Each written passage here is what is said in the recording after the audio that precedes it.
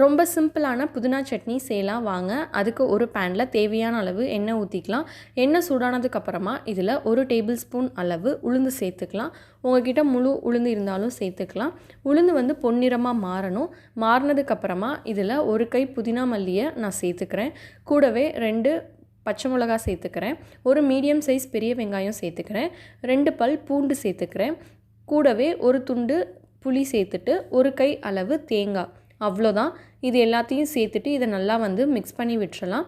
ஓரளவு வதங்கினதுக்கப்புறமா இதை ஸ்டவ் ஆஃப் பண்ணிட்டு ஆற வச்சுட்டு ஒரு மிக்ஸி ஜாருக்கு இதை நான் மாற்றிக்கிறேன்.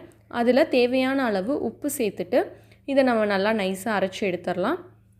அவ்வளோதான், ரொம்ப டேஸ்ட்டான புதினா சட்னி ரெடி ஆகிடுச்சு. இதை துவையலாகவும் யூஸ் பண்ணலாம், இல்லைனா தண்ணி ஊற்றி தாளித்து சட்னியாகவும் யூஸ் பண்ணலாம். நீங்களும் இதே மாதிரி செஞ்சு பார்த்துட்டு எப்படி இருந்ததுன்னு சொல்லுங்கள். தேங்க்ஸ் ஃபார் வாட்சிங்.